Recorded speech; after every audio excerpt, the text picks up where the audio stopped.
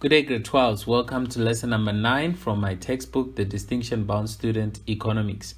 My name is Carden Madzokere, and I also have grade 10 economics and grade 11 economics. All right, so let's get down to the lesson. You can also buy the Distinction Bound Student textbooks in Business Studies, grade 11 and grade 12. Grade 10 is still on the way. All right, so this is the homework that I gave you. What does the 45-degree line represent? It's a line that shows where the economy is in equilibrium.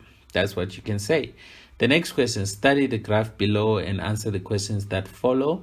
All right, studying this, I'm going to try and cram this because I'll be on the next slide. 320, 300, okay? 320, 370. All right, so I'm going to use this. I'll try to remember this so that I don't come back to the slide.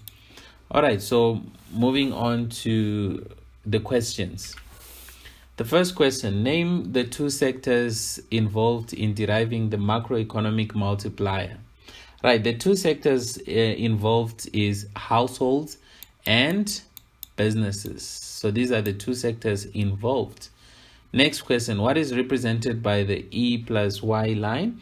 I think I meant to say E is equal to Y, not E plus Y. All right, this line, I would say it indicates all points where income is equal to expenditure. You can also say this is where the economy is in equilibrium. You can also say it's the 45-degree line. You can say it's the Keynesian equilibrium. So any of those will be marked correct in the exam. Right, use the formula change in Y divided by change in injection. All right, I'll try to remember. All right, so change in Y, our Y changed from 370 billion to, it changed from 320 to 370. So it changed by 50, as you can see. So they want you to say 50 divided by who? Right. Our income, our injection, it changed from, if I'm not mistaken, I think it was 320 minus 300. So it changed from 300 to 320. So it changed by 20. So they're asking you to say 50 divided by 20. And when you divide 50 by 20, you get 2.5. All right, so you get your 4 marks here. So I don't know how they'll put it. Maybe they'll do this, that, and that. But what matters is you get your 4 full marks. Let's go to the next question. Calculate the multiplier effect in the scenario on your left. So what we have is K, and our K is 2.5. And then the question is, what we want to look for our injection. So our injection is this one here. So in other words, they are asking you to say 2.5 times 20. And the funny thing is you get 50. Anyway, it's supposed to be, this is the 50 that you get. And 370 minus, this is aggregate income. So this actually here is the effect. It is the effect. This one here is the effect. So if you multiply the multiplier by the injection, you have to get the effect. And if you get something different from 50, then something is wrong. All right. Then they say, what is the relationship between, okay, this one is a very common one. They like to ask this question. The larger the multiplier, the larger the MPC, and vice versa. That means the smaller the MPC, the smaller the multiplier. Suppose the MPC is 0.6 and investment spending by firms increases by 1 billion rand. Calculate the multiplier effect. All right, so in this case, it's an easy one. If the MPC is 0.6, and then we are going to say K is equal to 1 over 1 minus MPC. That means 1 minus 0. I'll take a shortcut, 0.6. So K is equal to 1 over 0.4. 0.8, so it goes 2.5 times. So if it goes 2.5 times and the injection is 1 billion, so the answer is 2.5 1.5 billion rands. That's it. So you get your what? 6 marks. Wow. So it's 1 plus that one that I said I'm skipping, plus this, plus that, maybe 2. So you get your full 6 marks. All right. So do you see that in an exam they can give you 3 marks because that is very simple. Right. So there are our answers. You'll see. Right. This lesson, it's more personal to me. The multiplier process, it involves my family. You'll see what I mean here. Right. When a company invests an initial 10, all right, I didn't want invest. Okay, but it's fine. Invest an initial 10,000 of autonomous investment.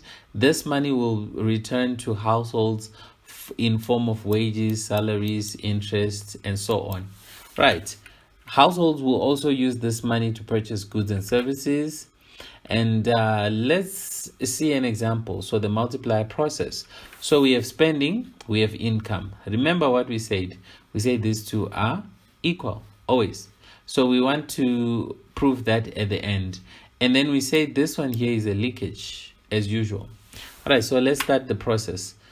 Spending by Carden, that's myself, becomes income for my wife. That's happiness. So I spend 10,000. My wife gets 10,000. Then she doesn't spend all of it. She saves 1,000. So with 1,000, we are working with the assumption that the MPC is 0.9. In other words, if you can see, 1,000 is 10% of 10,000. So the MPC is 0.9. So 0.1 is the MPS. In other words, we are spending 90% and we are saving 10%. All right. So she saves 1,000. And that 1,000 becomes spending by happiness, because if she saves 1,000, she spends 9,000.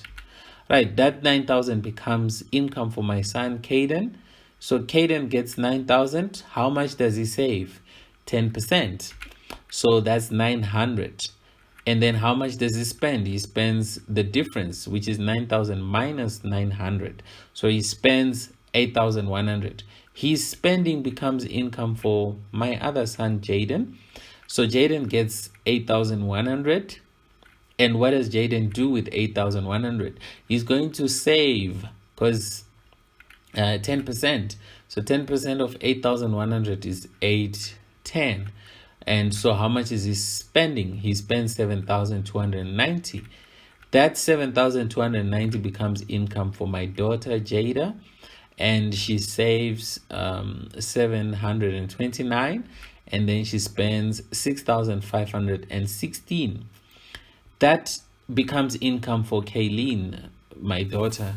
Okay, this is the same person. Jada is Kayleen. Okay.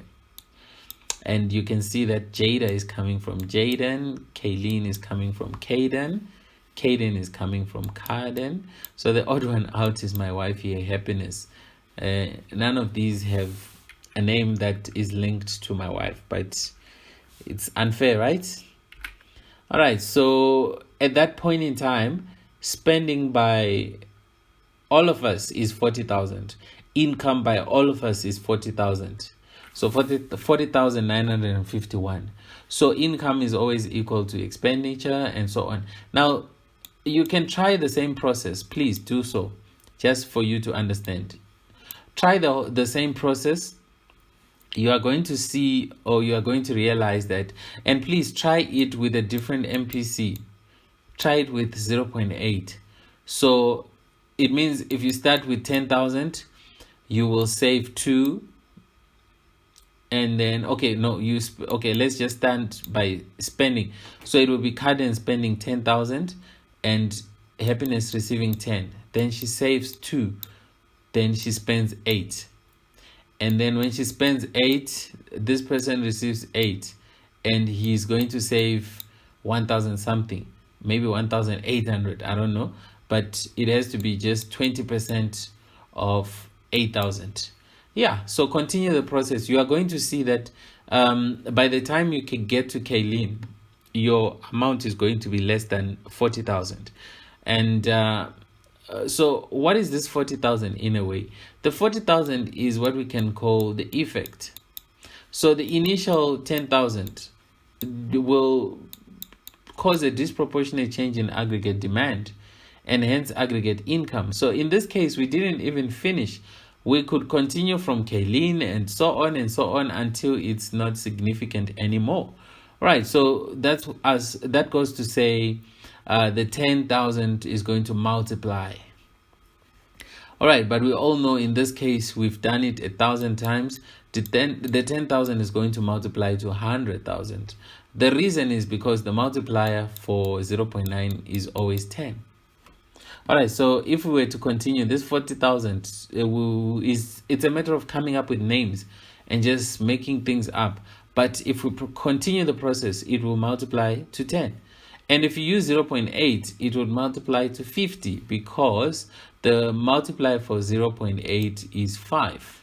If you use the formula, you'll see you'll get 5. So it's 10 times 5, you would get to a maximum of 50. All right, so let me give you your homework. All right, yes, I've explained this. It's what you saw. And then here's your homework. And yes, again, it's personal.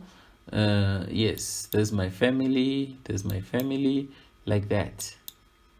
All these, yes. Some are this one here, it's my wife's twin brother's daughter. This one here is my sister's son. And this is my son. This is Carden. This is my sister's son, like that. All right, anyway, it doesn't matter. Please subscribe to the channel and like the video as well. And you can also tell your friends to subscribe so that they don't miss any of these lessons. All right, so thank you so much. I'll see you in the next lesson.